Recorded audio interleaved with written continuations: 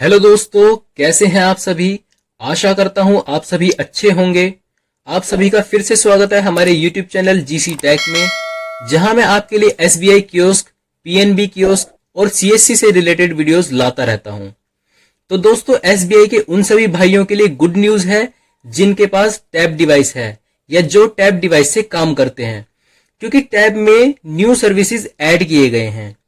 Tab device में ATM device कैसे work करेगी और कैसे उसकी मैपिंग होगी, और टैब में L1 डिवाइस को कैसे रन करेंगे और वर्क कैसे होगा, टैब से SSS मतलब सोशल सिक्योरिटी स्कीम्स कैसे करेंगे, उसकी पूरी जानकारी यूजर मैनुअल पर बैंक द्वारा दी गई है। मतलब आपके एसबीआई कियोस्क पोर्टल में 3 न्यू ऑप्शन दिए गए हैं।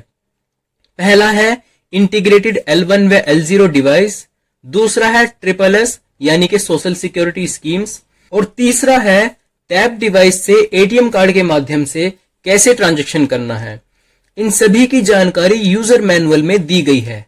तो आज हम आपको इस वीडियो में दिखाएंगे कि कैसे यूजर मैनुअल को डाउनलोड करना है। लेकिन उससे पहले अगर आप हमारे चैनल पर पहली बार आए हैं या आपने हमारे चैनल को सब्सक्राइब नहीं किया है तो पहले चैनल को सब्सक्राइब कर लें और जो नोटिफिकेशन बेल है उसको प्रेस कर लीजिए, ताकि हमारी आने वाली लेटेस्ट वीडियो के नोटिफिकेशन आपको हमेशा मिलते रहें। और आपको कियोस्क से रिलेटेड कोई भी समस्या है तो उसके लिए मुझे कमेंट में बता सकते हैं, मैं उसके लिए स्पेशली एक वीडियो बना दूंगा। तो चलते हैं और मैं दिखाता हूं कि कैसे यूजर मैनुअल को डाउनलोड करना है। यूजर मैनुअल डाउनलोड करने के लिए आपको अपना कियोस्क पोर्टल लॉगिन कर लेना है और उसके बाद रिपोर्ट पोर्टल ओपन कर लेना है और सबसे नीचे मिसलेनियस के ऑप्शन पर जाकर नीचे की तरफ 3 यूजर मैनुअल मिलेंगे। सबसे पहला है integrated L1 and external L1 device, दूसरा है SSS मैनुअल फॉर टैब और तीसरा है pin pad device mapping manual. तो एक एक करके हम तीनों फाइल को डाउनलोड करेंगे। दोस्तों, तीनों फाइल्स हमने डाउनलोड कर ली है और सबसे पहले हम इंटीग्रेटेड L0 और एक्सटर्नल L1 यूजर मैनुअल को देखेंगे। आप इसको अच्छे तरीके से पढ़ें, क्योंकि मैं पढ़कर बताऊंगा तो वीडियो बहुत लंबी हो जाएगी। तो सबसे पहले हमने इसको ओपन कर लिया है। सबसे पहले हम देखते हैं यहाँ पे इंट्रोडक्शन आपको दूसरे पेज पे मिलेगा, यूजर लॉगिन के बारे में आपको 5वें पेज पर मिलेगा, एईपीएस डिपॉजिट के बारे में 26 पेज पर मिलेगा और सीआईएफ डिपॉजिट के बारे में आपको 46 पेज पर मिलेगा।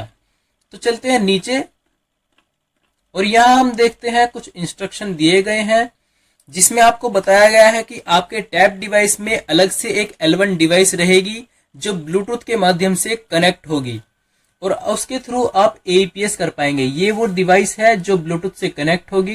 इसमें एक डिवाइस और भी लगी हुई है जिसके थ्रू आप एईपीएस ट्रांजैक्शन कर पाएंगे। आप इस यूजर मैनुअल को ध्यान से पढ़ें और इंस्ट्रक्शन को फॉलो करें। अगर आपको इसके बाद भी कोई समस्या आ रही है तो आप मुझे कमेंट करके बता सकते हैं या आप अपने टेक्निकल से संपर्क कर सकते हैं, वो आपकी सारी समस्याओं का हल कर देंगे। तो जो भी समस्या है मुझे कमेंट करके जरूर बताना, मैं उससे रिलेटेड आपके लिए वीडियो बना दूंगा। तो इस डिवाइस के लिए यहाँ पे प्रॉपर जानकारी दी गई है, क्या डिवाइस है, क्या उसका मेड है, क्या उसका मॉडल है, वो सारी जानकारी यहाँ पे दी गई है, किस कंपनी ने बनाई है, तो उसके बारे में भी यहाँ पे जानकारी दी गई है।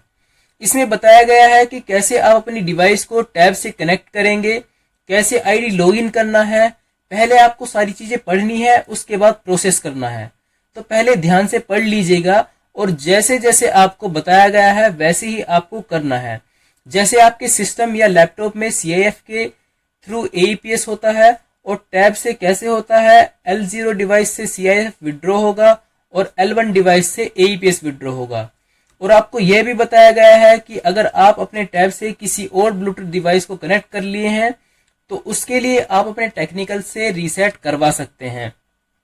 और इसमें बताया गया है कि जिनका आधार बेस लॉगिन नहीं होता है उनको लॉगिन करने के लिए टैब में दी गई फिंगरप्रिंट डिवाइस जो ऊपर दी गई है उससे लॉगिन होगा, और जिनका आधार बेस लॉगिन होता है उनके पास जो L1 डिवाइस है जो कि टैब में ब्लूटूथ से कनेक्ट होगी, जो आपको अभी मैंने उसका फोटो दिखाया था, उसके थ्रू एक्सटर्नल डिवाइस से लॉगिन होगा।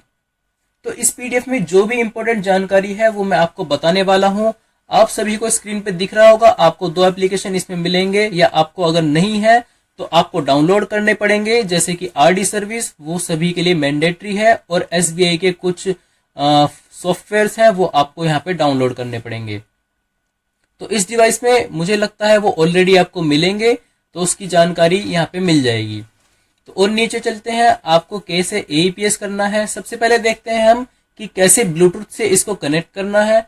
कनेक्ट करने के लिए आपको यहाँ डिवाइस का नाम शो हो जाएगा जब भी आप अपने टैब से उसको डिवाइस को कनेक्ट करेंगे। जो मोरफो होगी आपकी एक्सटर्नल, उसका नाम यहाँ पे शो कर जाएगा, आप उसको कनेक्ट कर सकते हैं। आपको यहाँ पे दिखाई देगा यूजर आईडी, अपना मोबाइल नंबर एंटर करें, या उसको रजिस्टर करने के लिए ये ऑप्शन दिया गया है। और नीचे चलते हैं, नीचे चलने के बाद आपको दिखाया गया है कि मोबाइल नंबर रजिस्टर सक्सेसफुली, आपका मोबाइल नंबर रजिस्टर सक्सेसफुली हो जाएगा। सक्सेसफुल होने के बाद आपको नीचे दिखाया गया है, आपको यूजर आईडी, पासवर्ड डालना है। कैप्चर कोड डालने के बाद आपको लैंग्वेज सेलेक्ट करनी है। लैंग्वेज सेलेक्ट करने के बाद आपको प्रोसीड करना है। प्रोसीड करने के बाद आपको दिखाया गया है कि यहाँ पे आपकी ब्लूटूथ डिवाइस कौन सी है, उसको सेलेक्ट कीजिए और प्रोसीड पे क्लिक कीजिए। आपको दिखाया गया है कि आप L0 से कर रहे हैं या L1 से कर रहे हैं, उसी के माध्यम से आप लॉगिन करेंगे। लॉगिन करने के बाद आप जब यूजर आईडी पासवर्ड उसमें डालेंगे तो आपको अपना थंब लगाना है। एजेंट आप जो भी हैं वो अपना थंब लगाएगा और उसको प्रोसीड करेगा। प्रोसीड करने के बाद आप लॉगिन कर पाएंगे। जैसे कि यहाँ पे एक जो डिवाइस है जो इसमें लगी हुई है ऑलरेडी, आप यहाँ से इंटीग्रेटेड L0 डिवाइस जिनका आधार बेस लॉगिन नहीं है वो यहाँ से लॉगिन करेंगे। यहाँ पे अपना थंब लगाएंगे, थंब लगाने के बाद आपको लॉगिन कर दिया जाएगा। तो ये थोड़ा प्रोसेस करेगा, और प्रोसेस करने के बाद आप अपने पोर्टल को लॉगिन कर सकते हैं। ये जो डिवाइस दी गई है ये एक्सटर्नल डिवाइस है जो ब्लूटूथ के माध्यम से आपके डिवाइस में कनेक्ट होगी। तो आपके पास जो भी टैब है उसमें फैसिलिटी दी गई है। जैसा कि आप देख सकते हैं यहाँ पे हमारा लॉगिन हो गया है। लॉगिन करने के बाद आपका मैनुअल कुछ इस तरीके से दिखाई देगा। यहाँ से आप cash deposit, cash withdraw, fund transfer, balance inquiry, mini statement या फिर ट्रांजैक्शन हिस्ट्री सभी कुछ देख सकते हैं जो आप अपने लैपटॉप या पीसी में करते हैं। नीचे चल के देखते हैं तो आपको यहाँ दिखाया गया है कि कैसे आपको कैश डिपॉजिट करना है CIF के थ्रू। यहाँ पे आप अपना CIF नंबर डालेंगे कस्टमर का, और अमाउंट डालने के बाद प्रोसीड करेंगे। प्रोसीड करने के बाद आपको दिखाई जाएगी पूरी जानकारी कि आप कितने रुपए जमा कर रहे हैं, किस नाम से अकाउंट है, और जो एजेंट है उसका भी आईडी यहाँ पे है और नाम भी है। उसको प्रोसीड करने के बाद यहाँ से हम देखेंगे, प्रोसीड करने के बाद आपको अपना ट्रांजैक्शन पासवर्ड डालना है। जो भी आपने अपना ट्रांजैक्शन पासवर्ड बनाया है वो आपको यहाँ पे डालना होगा, जिससे आप ट्रांजैक्शन कर पाएंगे। डालने के बाद आपको प्रोसीड करना है। प्रोसीड करने के बाद आपको फिंगरप्रिंट कस्टमर का लेना है, जिससे आप कैश डिपॉजिट कर पाएंगे। तो देखिए यहाँ पे कस्टमर ऑथेंटिकेशन, यहाँ पे आपको कोई भी फिंगर कैप्चर करना है जो आप कैप्चर करना चाहते हैं। आपने फिंगर कैप्चर कर लिया है तो उसके बाद आपको अपना एक फिंगर लगाना है। उसके बाद आप देखेंगे यहाँ पे कस्टमर ऑथेंटिकेशन सक्सेसफुली हो जाएगा। सक्सेसफुली होने के बाद आपको थोड़ा प्रोसेस करना पड़ेगा। प्रोसेस करने के बाद आपको स्क्रीन पर दिखाया जाएगा कि ट्रांजैक्शन सक्सेसफुल हो गई है, और उसके बाद आपको एक रिसिप्ट मिल जाएगी जिसका आपको प्रिंट आउट निकाल के एक अपने पास रखना है, एक स्लिप कस्टमर को देनी है साइन कराकर। तो ये सभी चीजें आपको इस PDF में दिखाई गई हैं। कैसे डिपॉजिट करना है, कैसे विड्रॉ करना है, इस PDF की पूरी जानकारी आप इसको पढ़ने के बाद लीजिए।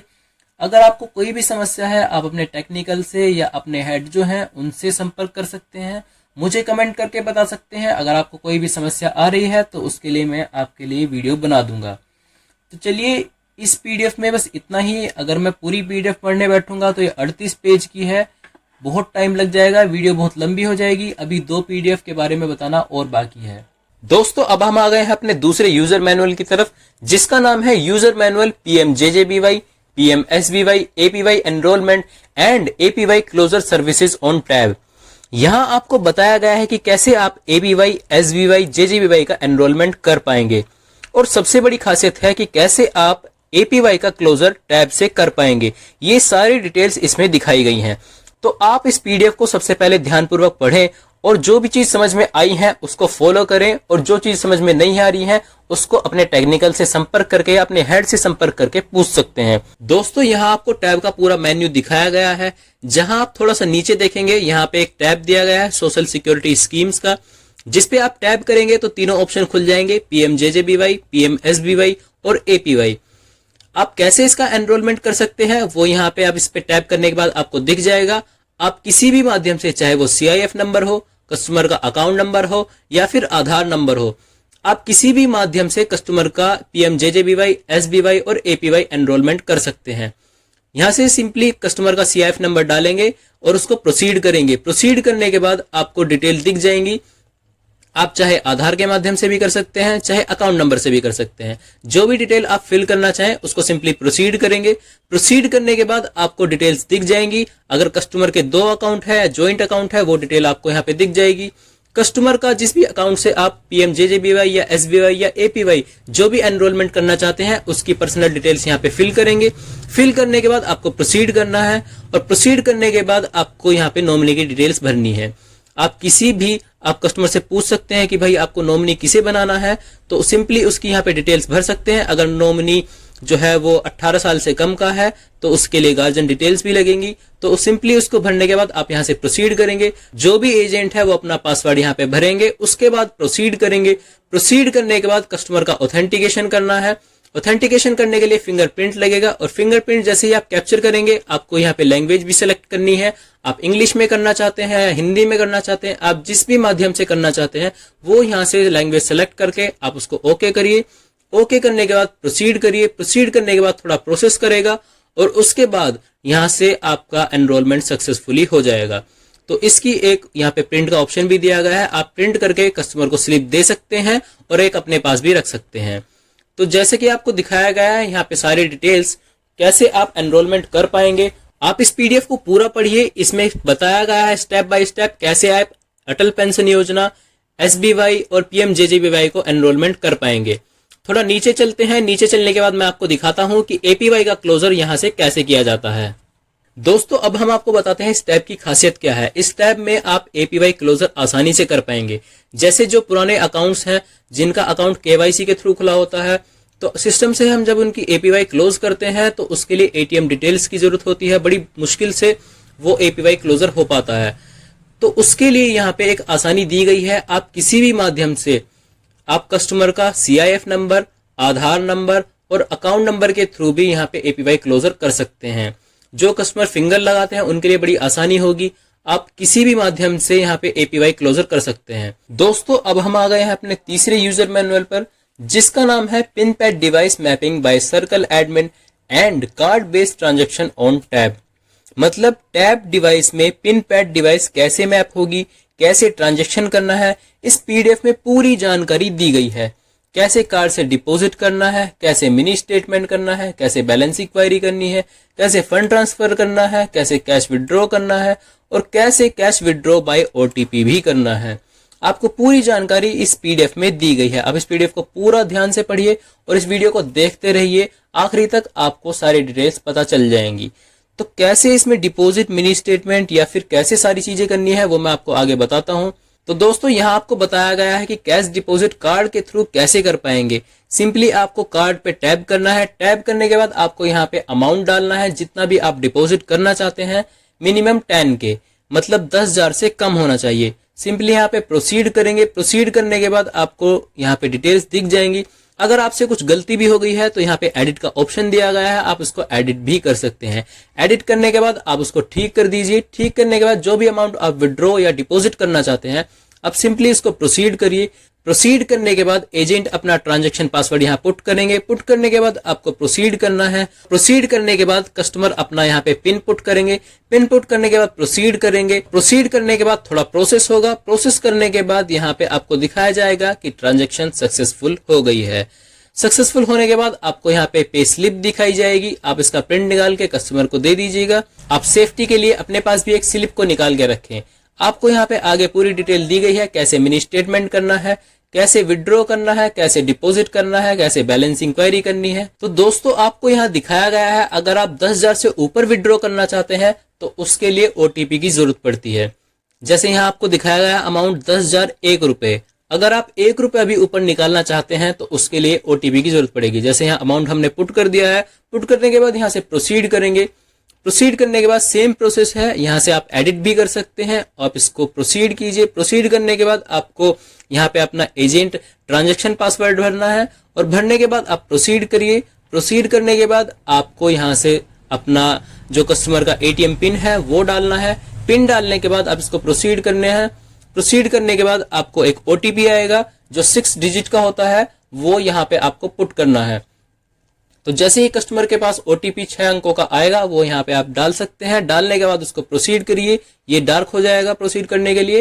प्रोसीड करेंगे तो आपको यहाँ पे एक डिस्प्ले दिखाई जाएगी जिसमें प्रोसेस करेगा और प्रोसेस करने के बाद आपकी ट्रांजैक्शन सक्सेसफुल हो जाएगी, जिसकी आप एक स्लिप अपने पास रखें और एक कस्टमर को जरूर दें, जिससे कस्टमर को सेटिस्फेक्शन होता है कि हाँ हमारे जितने पैसे हम निकालना चाहते हैं हमारे उतने ही पैसे निकले हैं। तो दोस्तों आशा करते हैं इस वीडियो में जो भी जानकारी आपको दी गई है वो आपको अच्छी लगी होगी। अगर वीडियो अच्छी लगी है तो वीडियो को लाइक करें, चैनल को सब्सक्राइब करें।